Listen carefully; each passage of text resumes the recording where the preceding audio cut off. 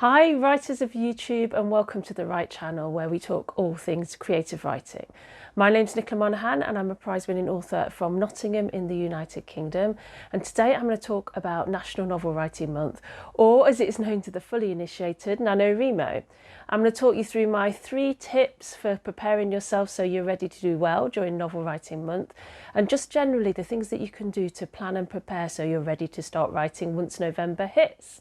So this is Preptober, and that's what this is all about. First of all, just a quick rundown. What is National Novel Writing Month, or NaNoWriMo, if you haven't seen about it or done it before? Well, it's a month in November where we all sit down to write a novel. Actually, what we aim for is not quite the whole novel. We aim for 50,000 words, but even that is quite a challenge because that means you're needing to write 1,666 words a day, which isn't easy to do.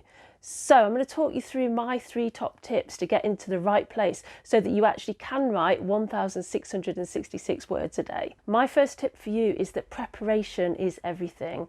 We call it NaNoWriMo, National Novel Writing Month, in November, and this is October, but we also call it Preptober, and preparation is all important if you're going to be in the right place to write your novel. So you need to start planning now. In fact, we're more than halfway through October, so in an ideal world, you really need to get a time machine and start planning at the beginning of the month or even last month so that you're all set and ready to get going. So in the absence of a time machine, if you haven't started preparing and planning, start doing that now. So my second tip is to make the planning and preparation you're doing something that works for you. So this isn't about deciding right now what's in chapter 1, what's in chapter 2, and so on and so forth. It doesn't have to be linear like that. In fact, that can be a really difficult way to plan your novel. I would suggest you try and find a way that just brings energy to the project, that helps you grow it. One of the things that a lot of writers swear by is using a corkboard like this one, and they can write chapters or ideas or just notes on index cards and clip them on.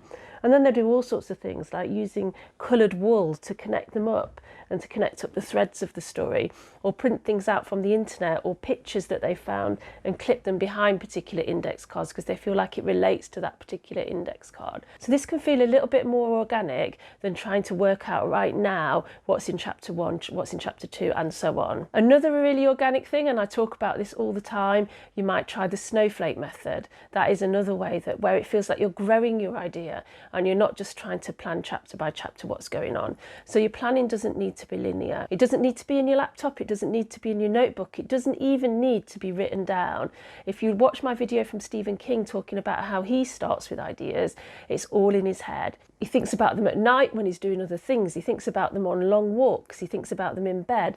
He thinks about them and lets them grow in his head and lets them become something bigger. And that's another way of doing it. So you don't even have to write anything down. For me, I need to. For me, I work it all through in notebooks and I write lots of stuff down, and that's how I grow my idea. But it's not for everybody that, so it's up to you to find the way that's going to work for you.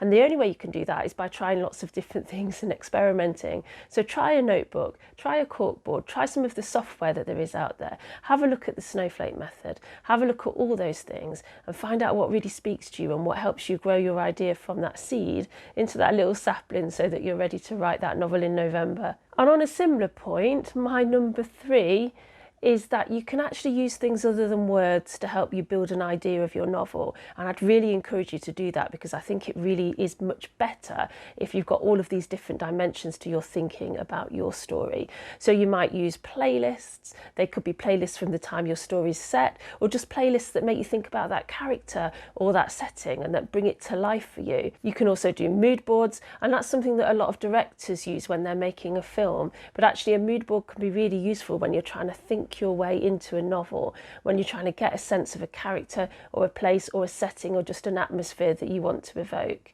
Anything at all that helps you feel like you're in your novel. So one of the things I did, I was writing a novel that was set in the 70s. I watched a lot of videos on YouTube of people in the 70s walking about and tried to feel myself into that era. And that really, really helped me get there in terms of getting the atmosphere that I wanted to try and bring to life the time period.